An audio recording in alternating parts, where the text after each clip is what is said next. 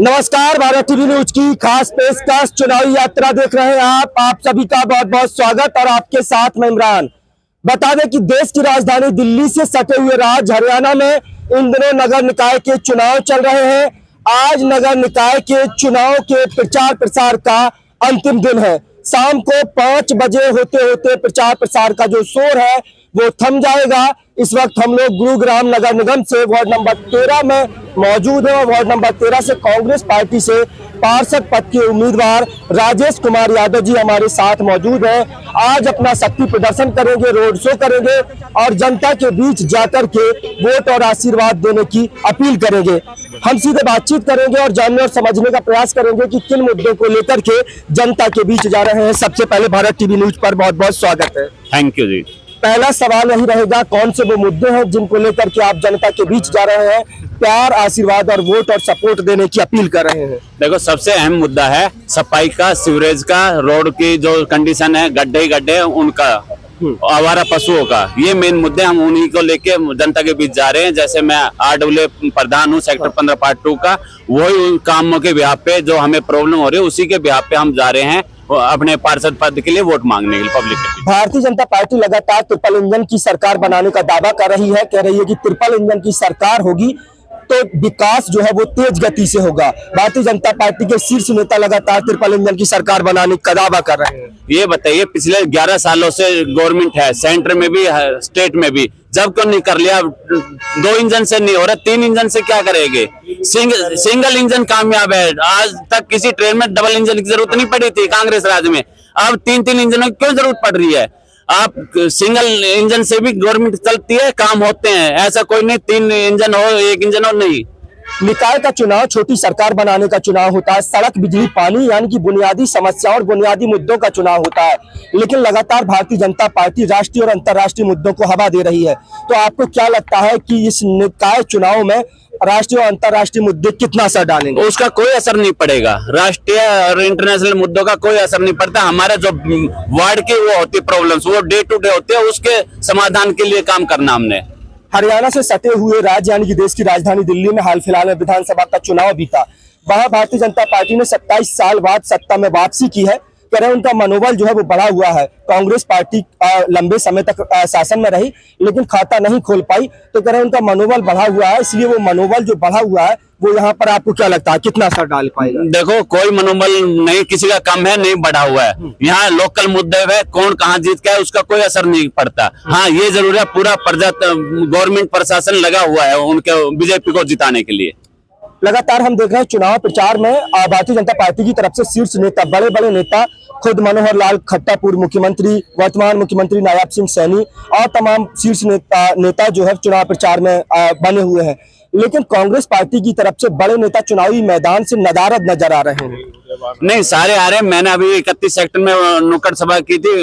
चौधरी वीरेंद्र, अपने करण सिंह दलाल जी आए थे, सारे आ रहे हैं। कल दीपेंद्र हुड्डा जी भी आए थे, वीरेंद्र जी है, सारे लग रहे हैं। उदय भान जी भी आए। कह रहे हैं कि पिछले विधानसभा चुनाव में कांग्रेस पार्टी में जो गुटबाजी, जो अंतरकलह हुई, इसी वजह से सरकार बनते बनते जो रह गई। तमाम गुट थे। अब भारतीय जनता पार्टी भी ऐसे बागी नेताओं पर कार्रवाई कर रही है। तो क्या इस तरह की गुटबाजी, अंतरकलह अब भी कांग्रेस पार्टी में? सर, ये हर उसमें होता है पार्टी में। कल तक जो बीजेपी का हाथ थाम रहा था, आज या तो निर्दलीय है। कौन सा वार्ड है जहां आज बीजेपी के कैंडिडेट उनके अगेंस्ट नहीं खड़े हुए? और जो बड़े बड़े चेहरे, वो उनके एक मंत्री का ये चेहरा है, वो निर्दलीय, उसको टिकट मिल गई तो दूसरा निर्दलीय खड़ा कर रहा है। आपस में बीजेपी में ज्यादा फूट है कांग्रेस से। भारतीय जनता पार्टी ने एक मैनिफेस्टो जारी किया है। मैनिफेस्टो में वो 100-100 गज का प्लाट देने की बात कर रहे हैं। सब दिखा हुआ है। कहाँ दे देंगे? कहाँ शहर में रोड पे प्लॉट देंगे? क्या कुछ नहीं होना। अपनी जीत को लेकर के कितना आश्वस्त है? 200%। 200% बिल्कुल। चलिए, हमारे साथ खास मेहमान वीरेंद्र यादव दिल्ली है।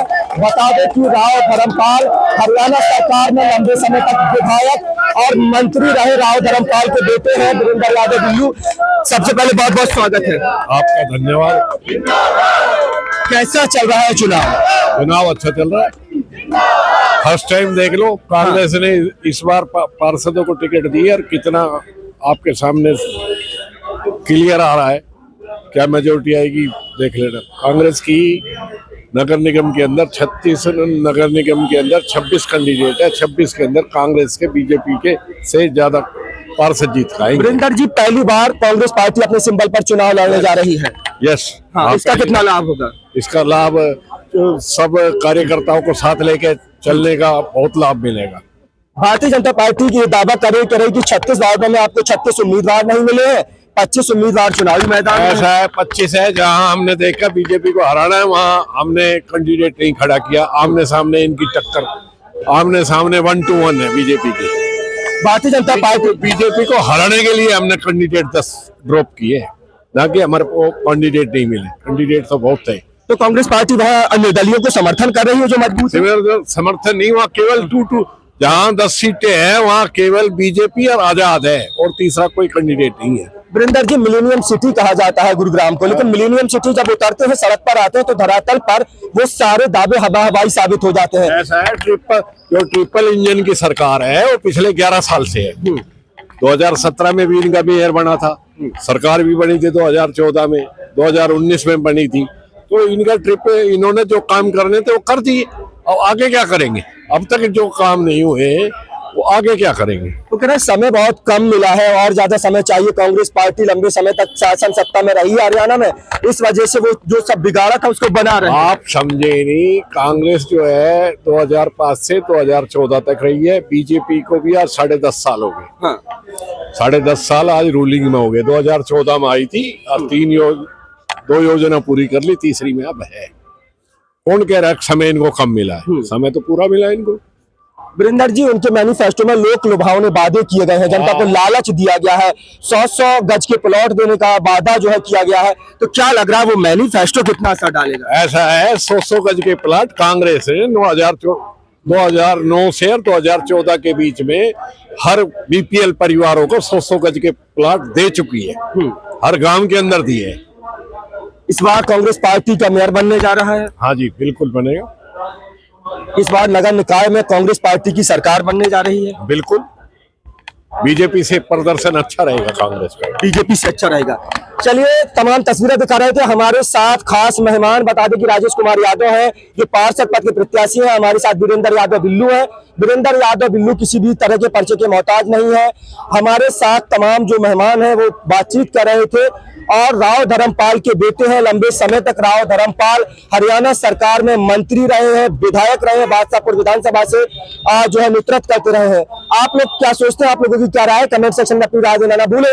अपने साथी कैमरा पर्सन सुमित यादव के साथ भारत टीवी न्यूज के लिए गुरुग्राम के वार्ड नंबर 13 से इमरान मंसूरी की रिपोर्ट। नमस्कार।